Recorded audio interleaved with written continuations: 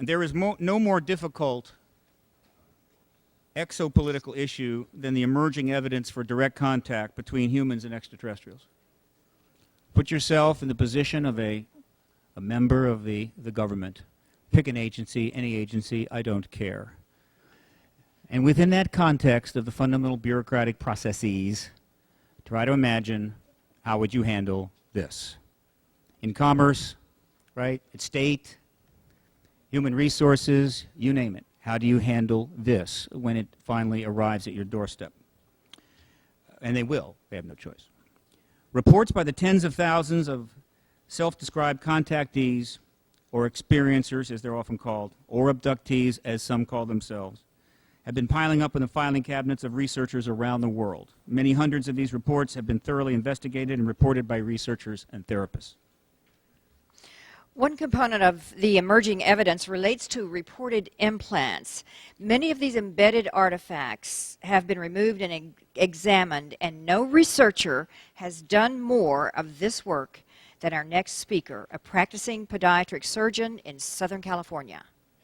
He is the author of The Alien and the Scalpel, Aliens and the Scalpel, and a leader in physical evidence research related to the extraterrestrial question. There has been a major breakthrough in his work that will be revealed here today. You're in for a treat.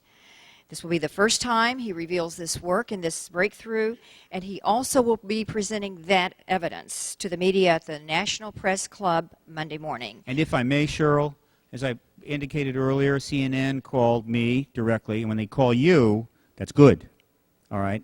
They will be at the press conference on Monday. And I just received a call from Fox News. They will be at the press conference on Monday. All right. Please welcome Dr. Roger Leir to X Conference 2009.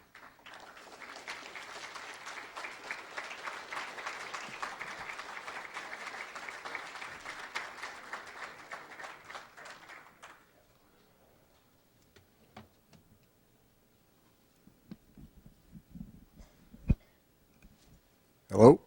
Okay. Well, as unaccustomed as I am to public speaking, I hope you enjoy what I have to say. And of course, heeded my request not to imbibe with some food before the presentation. And you probably know why. Anyway, are you all enjoying the conference so far?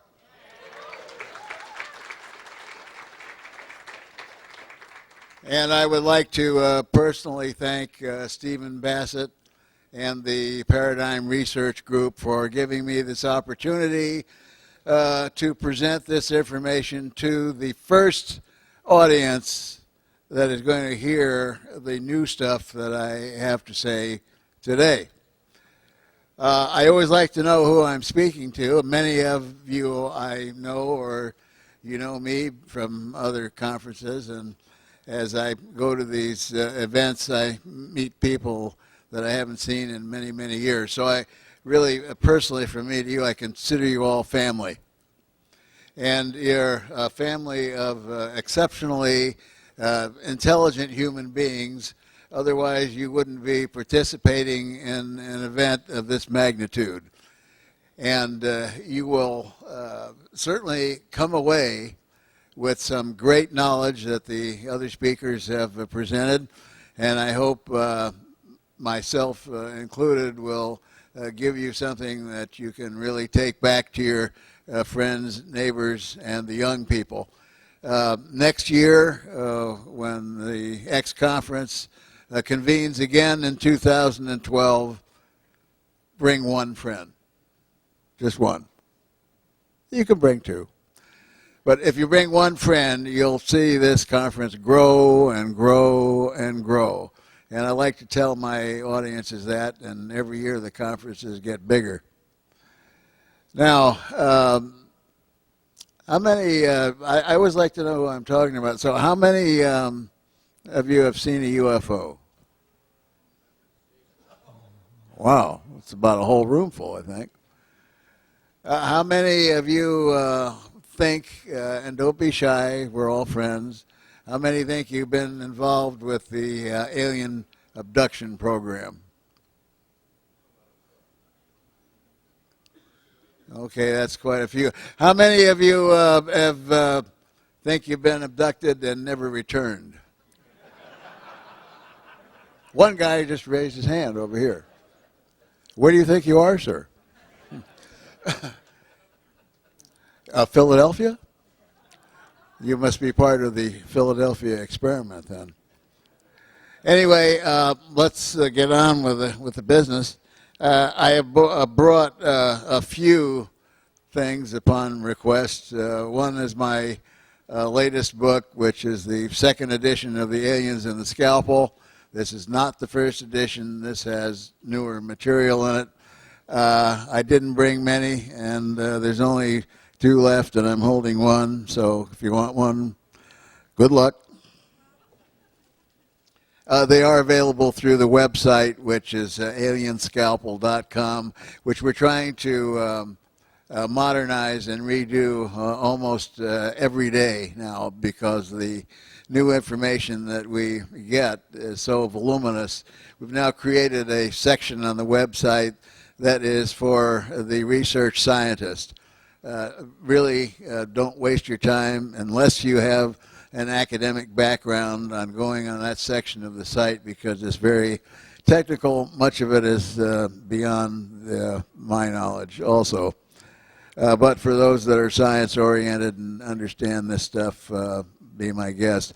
One of the other things I brought amongst a few DVDs, this is not a DVD, this is a book on tape, and it's 510 minutes of me narrating the first book, complete with sound effects. So if you're up to 510 minutes of absolute torture listening to me, I suggest that you get one of these, but again, only a few. One more announcement I have to make, and then we'll really get into it. How many of you feel that there is a necessity for a magazine publication written in English to begin with, which will become a national and international magazine containing information that has been researched with good photographs and graphics and representations from UFO researchers all over the world? How many would like to see this kind of a magazine? Great. I am working with my friend in Brazil, A.J. Javard, who has been publishing a UFO magazine there for 26 years. And he and I have kind of teamed up, and we've really put something together. And the only thing that's stopping us at the moment is an investor. We need about $150,000, which isn't that much in today's market, to put 3 months on the market. We have commitments from all over the world that will contribute articles to the magazine that have been researched. We've got science researchers, we've got UFO researchers, we've got writers. There'll be a section in which you can ask questions of the editor, and you will receive answers in the next issue. The magazine will be driven by a website. That website will be linked to other well-known websites which we will have a contractual relationship with. So if you would like to see this go forward and you have any contacts, please see me afterwards, and I am deadly sincere about getting this information out to the rest of the world in this format. And with that, we'll get into it. So how do we get the first slide up? Do I do something here, or you do that back there? Yeah. Aha. Okay, I can change him from here now? Okay. All right, well, you know where you are, and I know where I am, so that takes care of the first slide.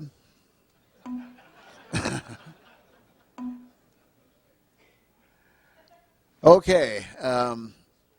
This is the 15th case that we've done for the surgical removal of an object from individuals who allege alien abduction. And we're going to call him John Smith for a pseudonym. I can tell you this, that he is a physical scientist, and he's the first one that has been in this category of the 15 cases that we've done.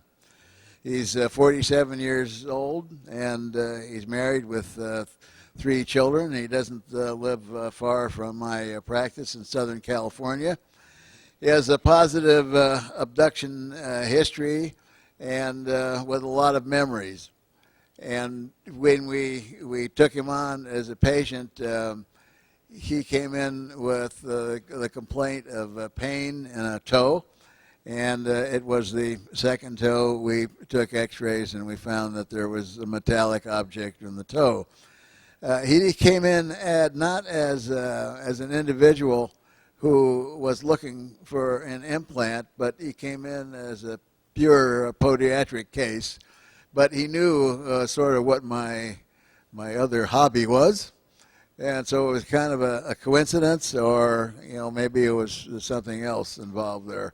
Maybe he might have been told by somebody to come in. But we saw that, and then we did a regular workup for removal of the object, and then slowly he began to tell me in a very reticent way that he was involved in the alien abduction phenomena. Now, many folks that come to me know what I do. So I run literally hundreds of emails and telephone calls behind. This was not the case. Here was just the opposite. Patient comes in as a regular podiatric surgical patient and winds up as an abductee. Let's try that one. Okay, as I told you, we took an x-ray and we verified that there was an object in the second toe. All these objects that appear on x-ray are looked at by our radiologists. They don't leave it up to me to decide what's there, so we have radiological consult as one of the first things, and then they give you a breakdown of where it is, whether it's metallic or non-metallic, and the approximate size. In this case, it was 3 to 5 millimeters. And it was radio dense, which means that you can see it easily in an x-ray. It's about as big around as a pencil lead. And let me add at this point that we have 7 of these. And if you lined them all up on a piece of paper or a surgical sponge or a drape, they would all look exactly alike. You wouldn't be able to tell one from the other. Now, this was on the bottom of the second toe of the left foot. And I said, well, how long, John, have you had this in here? And he pops up and he says, since February the 28th of 2008. Well, I don't usually hear this from people. Usually they'll scratch their head and say, well, I don't know. But the first time I felt a pain here was, I think, about 3 years ago. So here's a fellow who comes in and gives me the precise date. And so I said, well, how do you know it's this date? He says, because that's when I had an abduction. And then he goes ahead and describes the abduction. It's one of the clinical classical cases which you find in any of Bud Hopkins' books or any of the other abduction researchers, David Jacobs, etc. Well, as you know, I like the stories of abduction. I think they're all very interesting, but I don't do hypnosis. I don't go seeking as to whether their stories are a reality, a fiction. I don't try and help increase their memory. I work strictly with the physical evidence. But his story was pretty classical. Now, when we look at these things, we look naturally from the outside in. Was there a scar? Absolutely no scar. But he did tell me that the morning after this event occurred, he found 2 small drops of blood on the bedsheet. And also, I want to just add a little side note here. In case you see me or somebody else on one of the famous television programs, whether it be Larry King or UFO Hunters or the other hundreds I've done. And there's a debunker in the house, a skeptic. Is there any debunkers and skeptics here? Do we have any professionals? No, okay. That's good because you're not getting paid for the attendance here. Anyway, they'll all say, well, yeah, we know that abductions just due to hypnagogic sleep, and they'll go on to explain to you how in this mystic state where you're half awake and half asleep, the body is paralyzed and you can't move and you got these weird dreams, and therefore it's nothing. You weren't abducted, you were just paralyzed. Well, if I was just paralyzed, I'd be pretty upset about that too. But anyway, I just want you to know that 67% of abductions occur during the waking hours of day. So the next time you see one of these famous debunkers, email them or something and say, hey, you better go back and get your statistics redone over again. And by the way, how much did you get paid for being on this program? Because the other guy didn't. We look at if there's any radio frequency, or first of all, electromagnetic fields. We use a Gauss meter.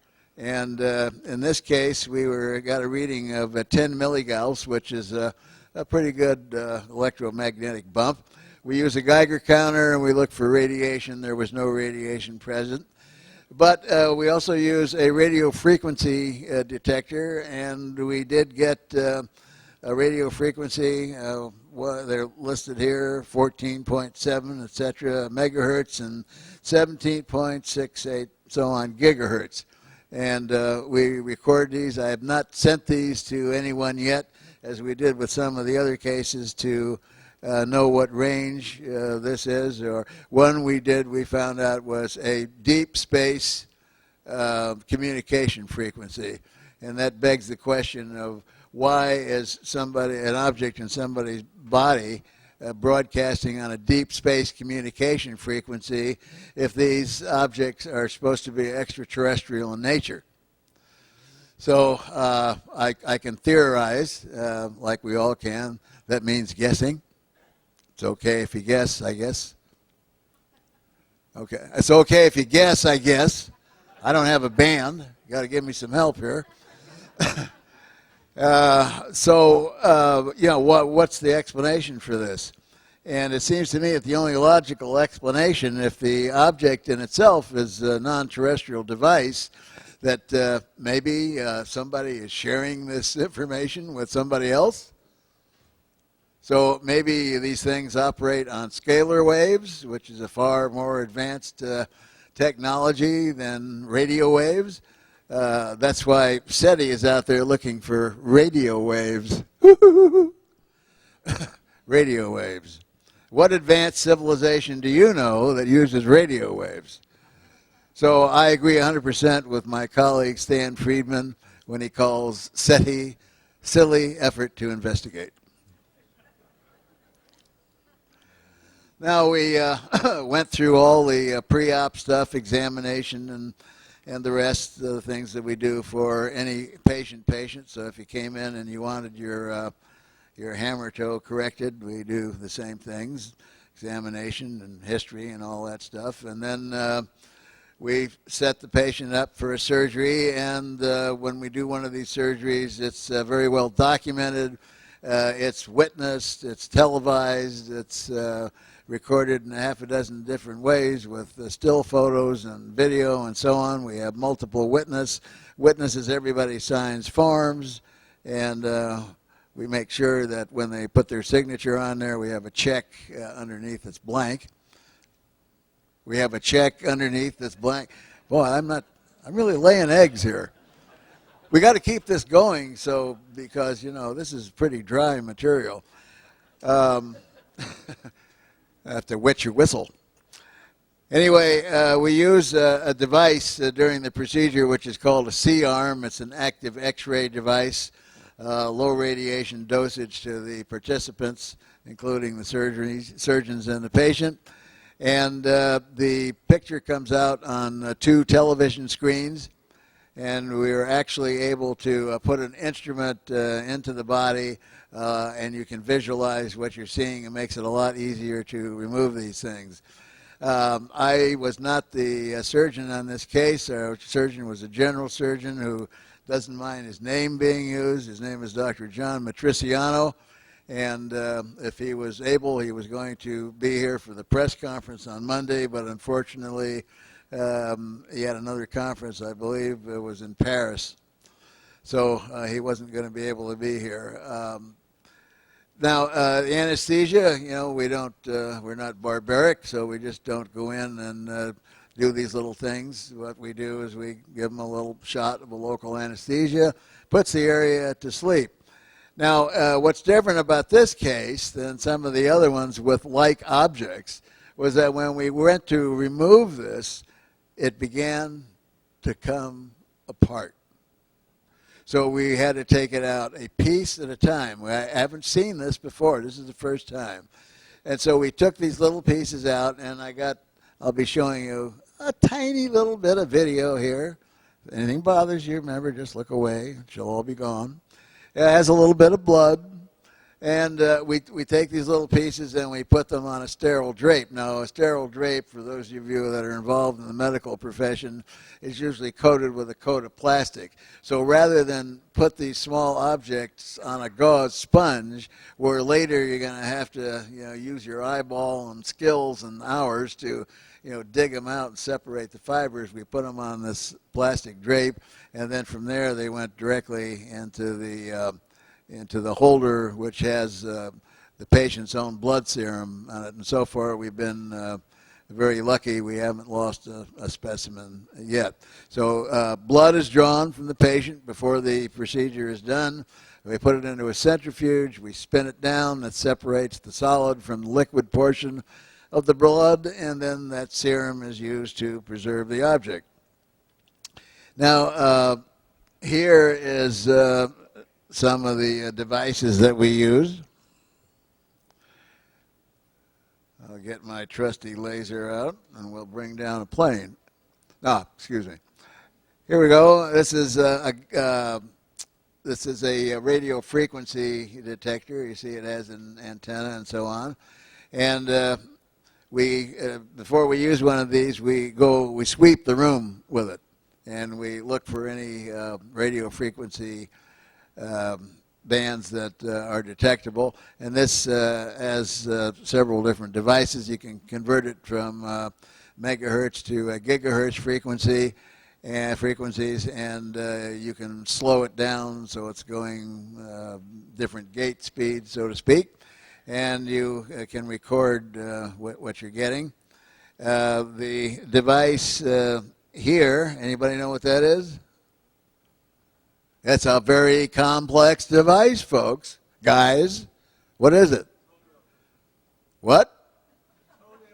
Toenail clipper. No. Toenail clipper going once. Toenail clipper going to. No. No, it's a stud finder. Yeah, so if you're looking at a wall and you want to find a stud, ladies, you get this. Home Depot has these little devices.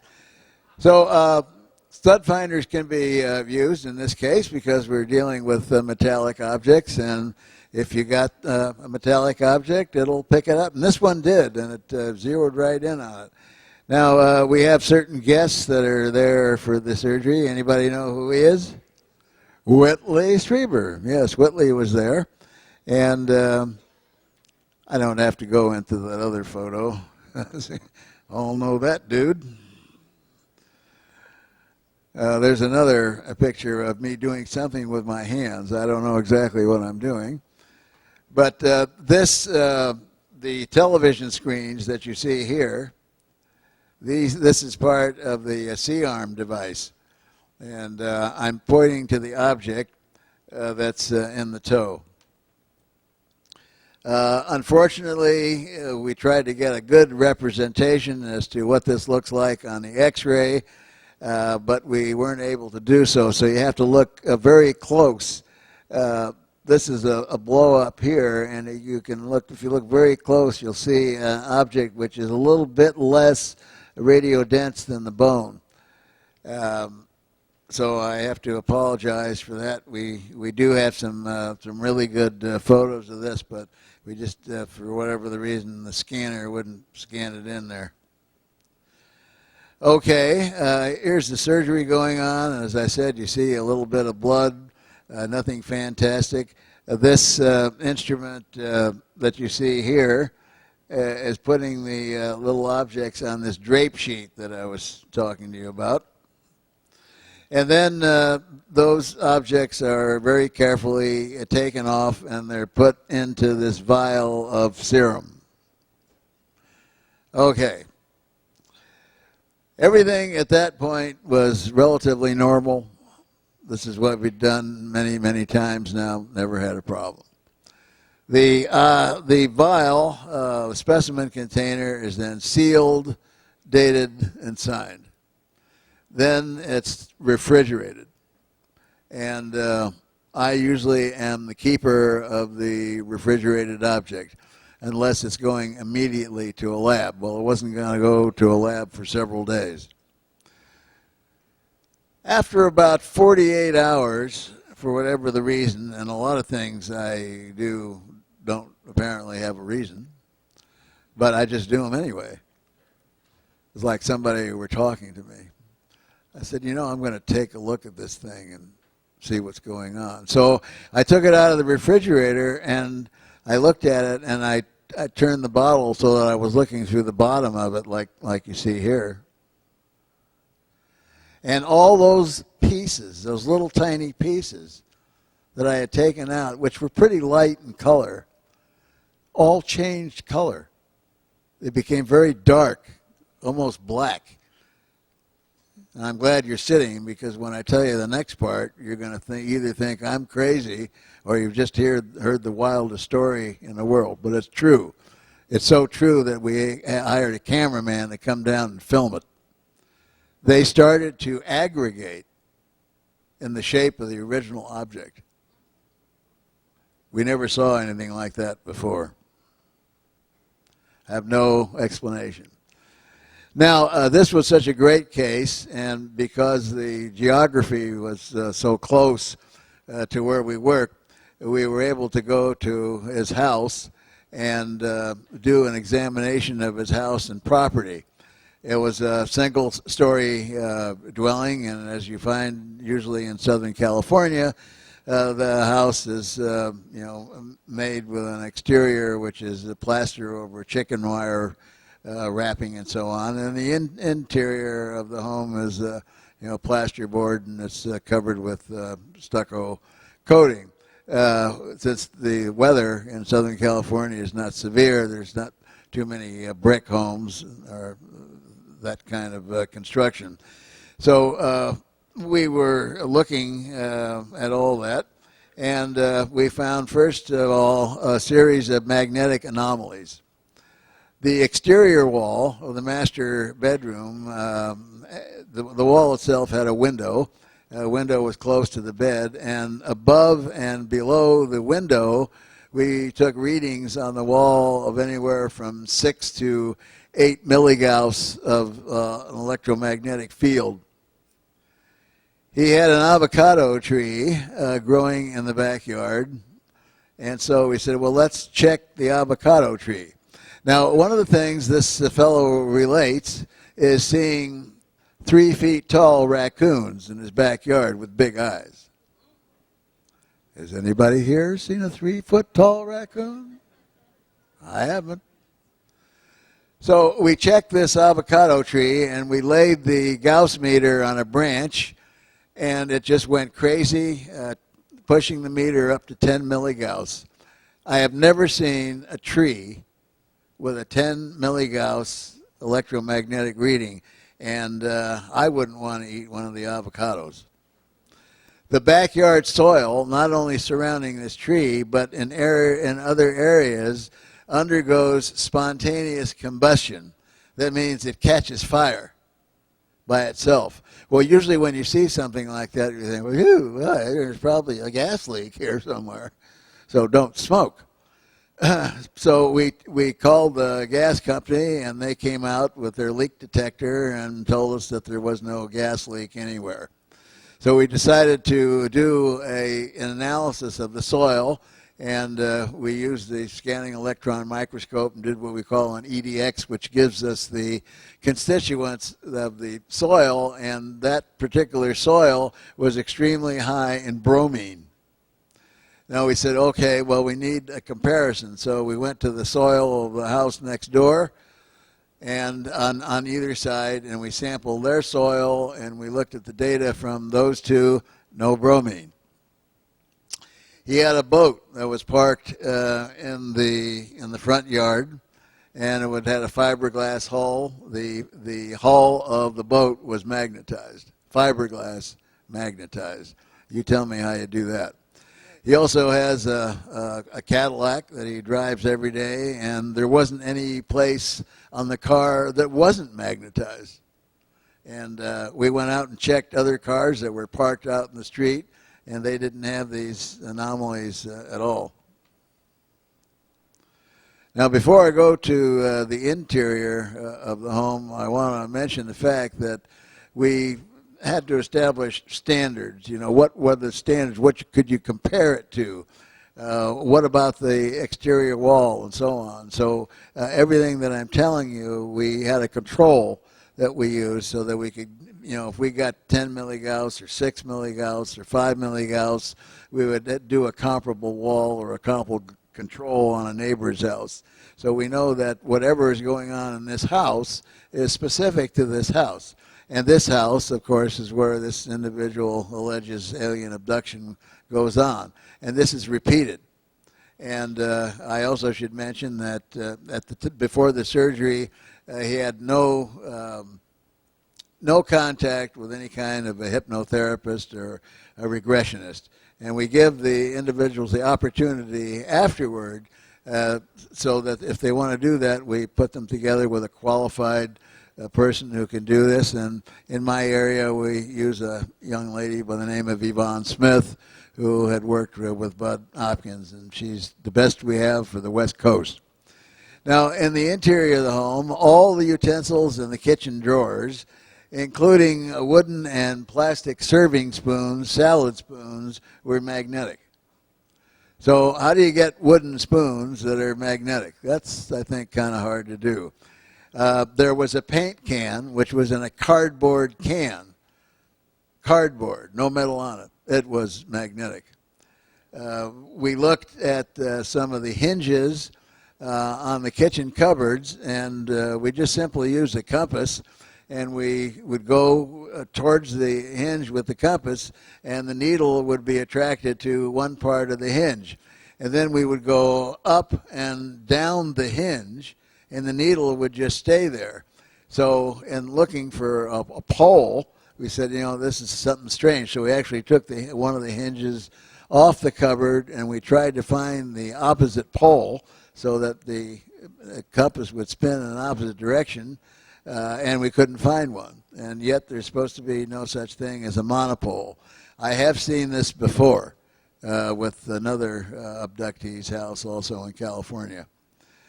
The non-metallic portion of the counters, which were synthetic, mainly plastic, they were also magnetized. You could take a nail with iron on it, and you drop it, and it would fall on the counter, and it would stick. We went into the master bedroom where a lot of these events take place, and we went over the wall that we had looked at from the outside, master bedroom wall with a same instrumentation, and we found that below the window was an area which was similar to the one on the outside that was highly magnetic with a high reading. This is a drawing of the house. I don't know how clear it is. It's a little blurry, but it gives you a general idea of the way the house plan is laid out. This is the yard. This is a picture of the tree. That's the avocado tree with a 10 milligauss electromagnetic field. This is the soil, which catches fire, high content in bromine. Now, we shut off the lights, and we used a light bar with 3 different frequencies of ultraviolet light.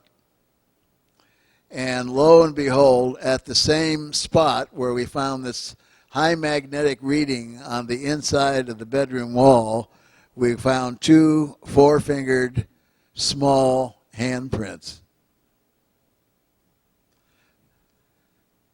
That's a picture of it. Here's another one. And it's a little harder to see here because it's a scanned reproduction. But you saw a slide up here before with open minds. Do you all know what open minds is? How many don't know what open minds is? Well, you do or you don't? Okay, well, Open Minds is a company that's been started by a friend of ours who has been very kind to the UFO field. His name is John Rayo. He's in the bio-laboratory technology business in Arizona, and he's trying to do something to help us out. He has a certain sum of money, and he's investing it in conferences and other aspects of the field of ufology. And he, since he's on the forefront of some biotechnology, he found out that there was a tape that has been recently developed. And you can take this tape, it's like a piece of adhesive tape, and you can lay it down over a substance and then push it down, and then we carefully peel it off. Guess what it peels off? Your DNA.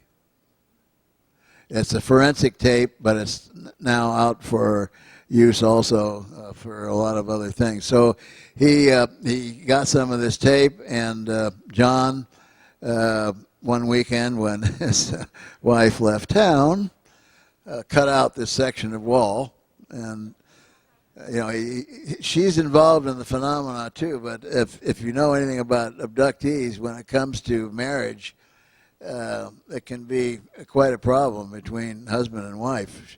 She's probably more involved than he is, but she doesn't want to talk about it. She doesn't want to acknowledge it, and the kids are also involved. So he had to make up a little white lie. He just told her there was a leak, and he had to fix the wall. So she went away for the weekend. We took the piece of wall, and we sent that down to John Rayo, and the DNA process is ongoing now. So this information will be coming out as soon as we get it. Now, I already covered this about what happened to the object in the container within a 48-hour period. We don't have an explanation for it.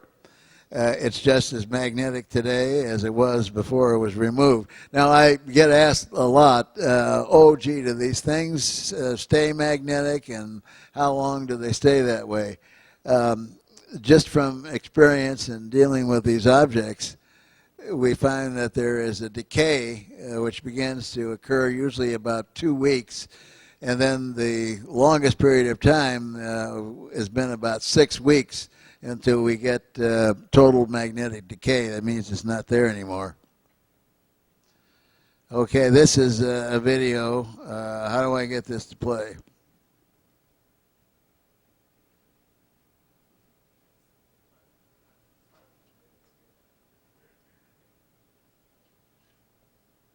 No. Can you do that from there? Yeah. It's right here at this black slide. The PDF file in there. Is there a video on here too? Yeah, it's right here. Usually it comes up, you just click on it. Yeah, but it's probably a file Oh, on wait here a that minute. didn't get moved. Wait a minute. Click on that. No, it's probably a file on here that didn't get moved. Okay. Can you put it on over there? Yeah, give me a second. Sure. We're going to put this video on. We'll just go on while I'm doing this, and as soon as he's got it cooking here, why, we'll go to that one. Okay, now we've covered the biological aspect. You're going to see the surgery as soon as he gets it going here. We're getting into an area now of metallurgical detail. I've had to learn some metallurgy in order to understand what's going on. I'm not a metallurgist. I am not a scientist. I am basically a messenger. So if you don't like the message, then don't kill the messenger. We've had an addition of 3 scientists who have come aboard to our science team. They're now on the board of ANS Research. One is going to be at the press conference on Monday morning. Now, to get a scientist to come out and publicly talk about this stuff is a rarity, because I found in doing this work, whether you're dealing with academic science or some of the other academic fields, we find that scientists pray to higher masters. They're also on somebody's payroll. They're there to feed their families, and scientists, it's a joke because they don't make much money and they contribute a lot to the world. But if you expect honesty out of academic science and they are working for some institution or pharmaceutical company or research house, you're not going to get it. So when Dr. Alex Mosier appears here on Monday, if you're at the press conference, put up your hands and really clap, because he's a brave, brave guy. There's the surgery. Here we go. Stan Friedman still likes slides. That instrument now, you see, is moving the toe. That's because it's clamped onto a piece of the object. Everybody okay so far? So we put it on this drape.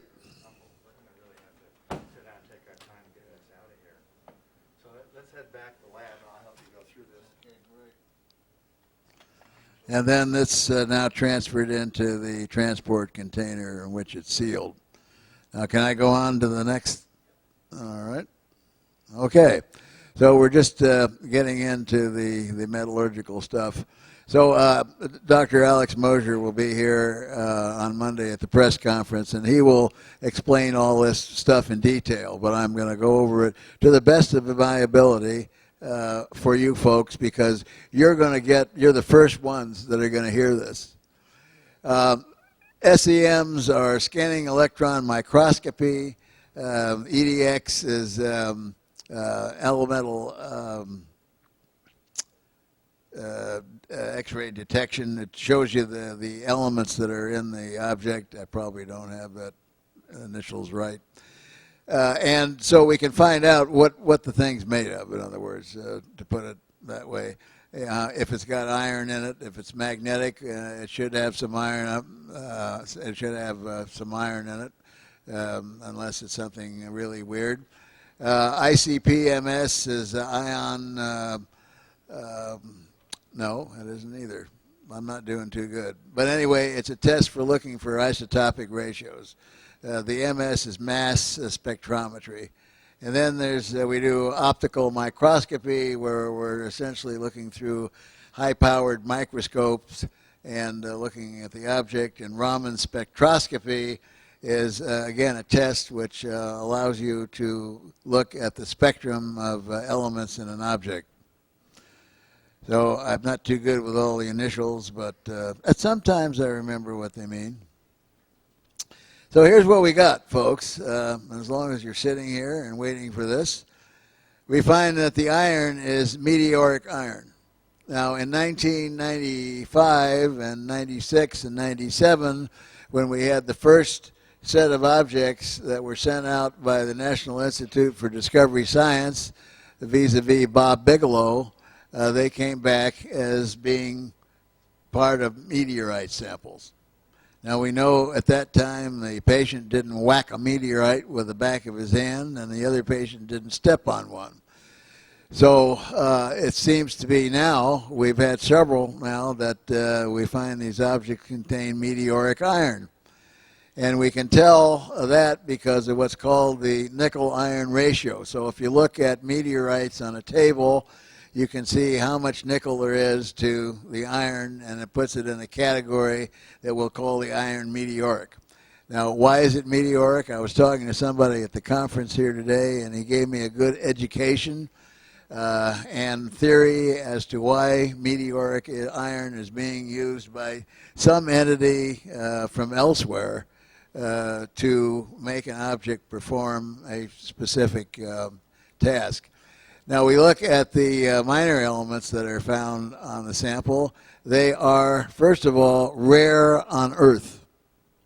These are not normal elements that you find laying around. And certainly they're not just rare on Earth, but they're impossible to find in the human body unless somebody put it in them, or unless you were standing somewhere below an atomic bomb and you got your nice dose of uranium. So I'll go through these. Ruthenium. Now, iridium is only found in very small concentrations in the Earth's crust. We know that there is iridium that has been found in non-terrestrial objects such as moon rocks and so on, but it's not found here. Palladium, rhodium is not found in any quantity anywhere. Osmium, hafnium, yttrium, rhenium, all these elements you don't find. So just looking at the elemental composition themselves, it's pretty easy to say what conclusion can you come to. What conclusion can you come to by looking at these elements? Are they from here? No. So this is the first time we have total conclusive evidence just by looking at the elements that we're dealing with an object which is non-terrestrial. In addition to this, as you know, we like uranium because we like to get the energy out of it, and we like to make bombs out of it so we can run around destroying ourselves and the planet very nicely. Now, uranium itself has various isotopes. Do you all know what isotopes are? Is there anybody that doesn't? Okay. So you know that U-238 does not exist by itself. If you take a piece of uranium, you know that it exists with U-235 and so on. There's a ratio of these isotopes to each other. This sample has only U-238. Now, as to what each one of these elements does, as a matter of fact, I don't know. But they're there. And so it's non-terrestrial. And, you know, just from this, not seeing the rest of it yet, you haven't seen it yet, just from this you can draw the conclusion that this is not a terrestrial object. Now, some of these elements show non-terrestrial isotopic ratios. We know that for sure. We see that the iron appears to be meteoric in origin, and there are numerous inclusions when you look at the sample under high magnification through the electron microscope, and we're looking at magnifications up to 250, 405, 600,000 times. We see that, for example, the biological tissue that I've said before seems to be growing around the metal is growing from the metal because it's coming out of the metal. You know, and as far as I know, unless somebody tells me I'm wrong and there's something that's been newly discovered, we don't know how to make biological tissue grow out of metal. I told you, you're going to hear some weird stuff here. We find that there are crystals, and everybody knows what crystals look like, but these are rectangular crystals of various size. And they are nanocrystals in size. That means they are nanometers, but they're in various size. They're rectangular, and they're made from sodium and chlorine. They're sodium chloride crystals, and we call them orthorhombic crystals because they are regular and they are in various sizes. Now, I don't think anybody here is probably old enough to remember what a crystal radio is, are you? Well, that's where radio started, with a crystal and a battery and a coil and an earphone, and lo and behold, you got a radio station. And we've gone a long way since then, but we do know that crystals vibrate in varying frequencies, and so what we're faced here is with something that looks like a nanotechnological device which can transmit or even perhaps receive.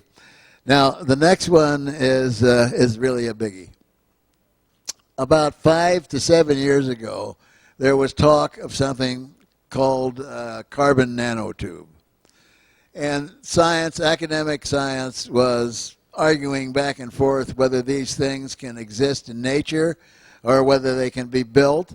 And if they could be built, what could we use them for? That was about 5 to 7 years ago. Today, there's talk of taking carbon nanotubes and building a space elevator because of their strength. And this is within the realm of our technology. And as you can well realize, if we could build a space elevator and we could take a capsule outside the Earth's atmosphere, let's say for about 5,000 miles, that launches of vehicles into space would be very, very inexpensive to do because we wouldn't have to defeat gravity in order to do this. So although this may sound like a big joke, space elevator, it's a very serious thing and people are talking about it. Carbon nanotubes can also be used, and there's some research which is going on in Japan that has to do with this, making them into structures which become fibers. And you'll see I have listed here carbon nanofibers. So these are carbon nanotubes which have been put together, and when you can take these fibers and use them for a practical use, one of the companies in Japan is talking about making clothing out of these fibers. And what do you think the clothing will look like? Anybody got any ideas? It'll basically look like anything you want it to look like, because it'll keep you warm in the winter. It'll keep you cool in the summer. And you ladies that like to change clothes all the time, you'll be able to flip a switch of some such device, and your dress will turn from beautiful blue to red, you know, or it'll have straps that won't be there anymore, so watch out. You know, so you can change your clothes, and you can use this, you know, in the clothing industry. Carbon nanofibers. That's just one of many, many, many things, many possible uses that these can be used for. Carbon nanotubes, the technology we have now, we know how to make them. We know a lot more about them. They can be used in many, many different ways because carbon nanotubes can be doped. And that has nothing to do with the IQ of a carbon nanotube. Maybe the guy that's working with it is a dope. But when you dope carbon nanotubes, it simply means that you can mix other things with it. You can put it inside the tube. You can make educated nanostructural devices out of these. You could use them in medical purposes. And, you know, if you watch some of the science fiction shows that are on television, the things that they do, you could take a carbon nanostructure, inject it into the human body, and it could eat up all the cholesterol and calcium that's in your arteries, blocking the arterial tree, so it can open up your circulation again. So carbon nanotubes have many, many, many different possible uses and applications. We're working with these now. But in these objects, we have, as I said, we have biological tissue, which grows out of the metal. We have sodium chloride orthorhombic crystals. We have carbon nanotubes and carbon nanofibers. Now, another thing that I've been told that carbon nanofibers can be used for is antennae. Now, these structures, these are in nanometers, which is very, very, very, very small. When we look at the isotopic ratios, they have been compared to known isotopic ratios of elements in our solar system. And guess what? they're not from here. I'm glad you're all quiet, because this is a biggie. If we find all these structures, and we find all these subatomic structures, and we find things like carbon nanotubes and crystals and all this stuff, and then when we look at it, and we look at some of the isotopes, and we say, my God, this is not even from our solar system, we're dealing with something that's more than extraterrestrial. And as I said, you're the first to hear this. Therefore, in conclusion, we can say that this material is not from this planet, and it's not from our own solar system. So whatever intelligence, wherever they may come from, whether they be extraterrestrials that are planetary extraterrestrials from another solar system, through time, interdimensional, or however they get here, it is 100% conclusive to look at the fact that the human race all over the planet has been interacting with intelligences from elsewhere. And this has probably been going on, according to our history, for thousands of years.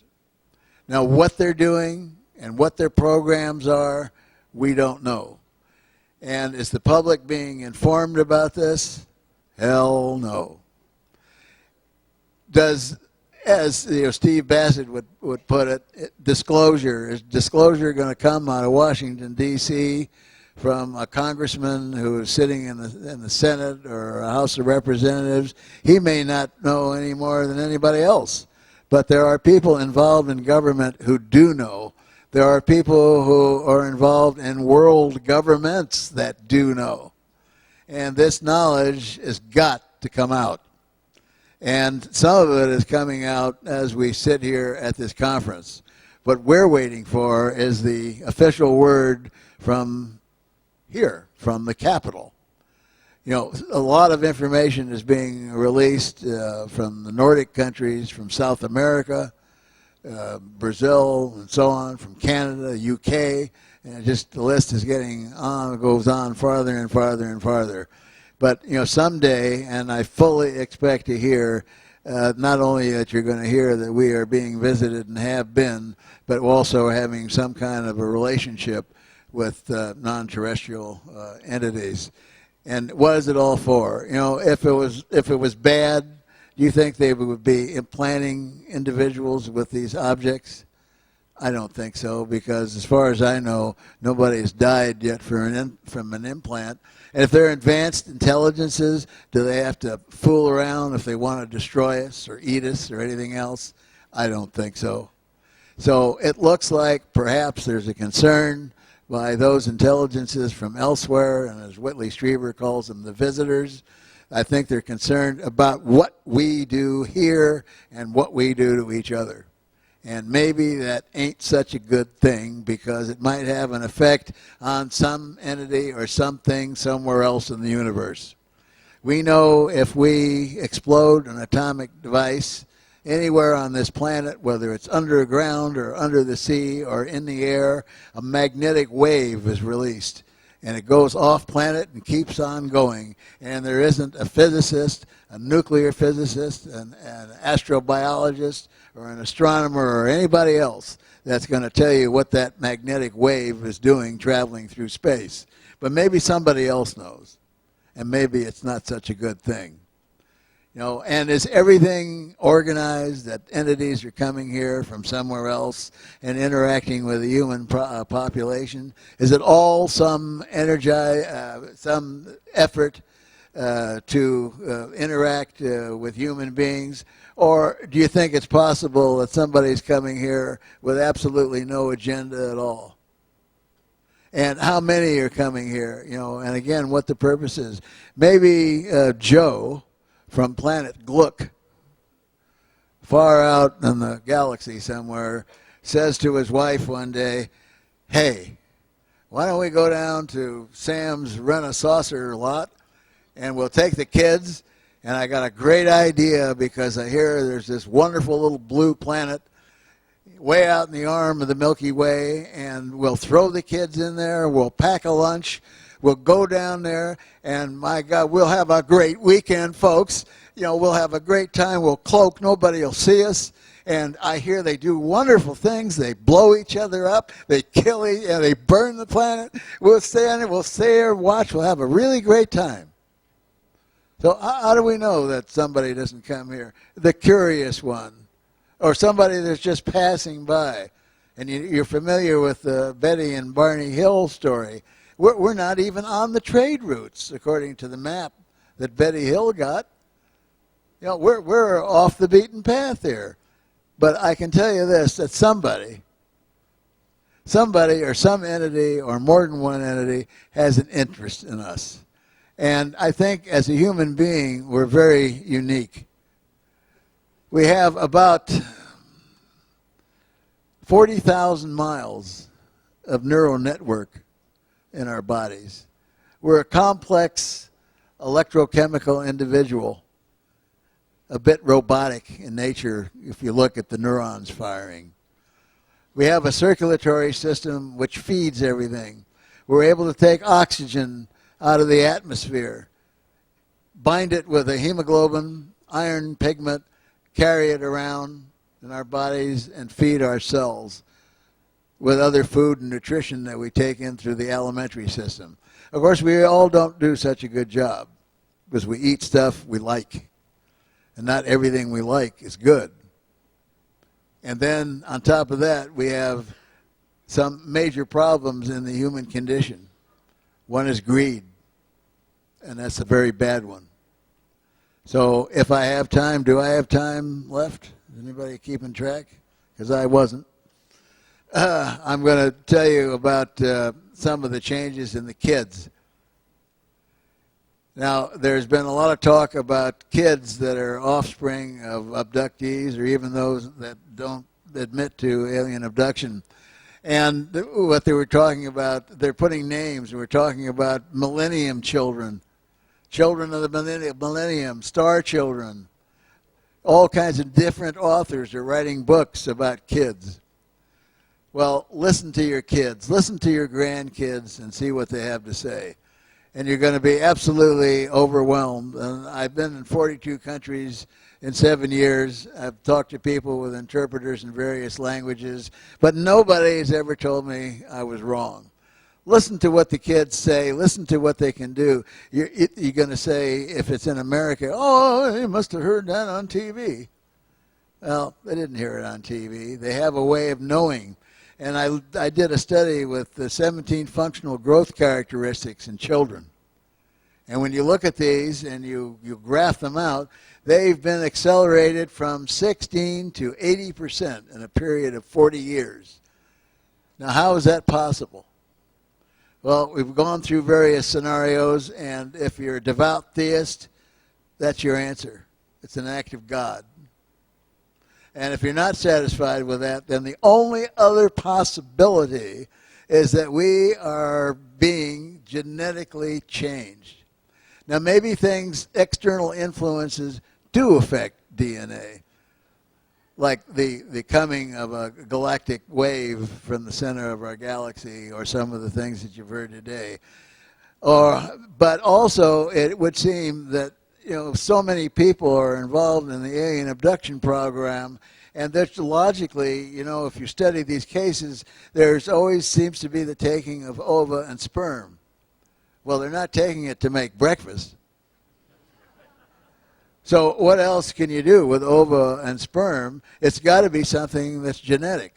So maybe some of the traits that we have bred into us, such as the overwhelming greed, that seems to control this planet in a hierarchy, keeping us as stupid as we could get, is maybe allowing us to wake up if somebody comes and manipulates our DNA to the fact that we say no to all this stuff and get away from the greed.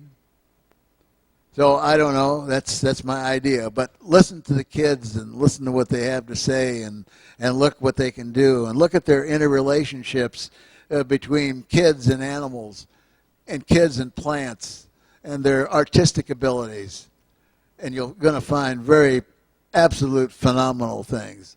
And it ain't the TV. The rule is that if a child survives, no matter what the culture, anywhere on the planet, they're going to show these attributes. So check it out for yourselves, and I hope you enjoyed my presentation. Take it home. Tell other people that you were at the X conference where you heard some startling new information, and it's the truth. Thank you.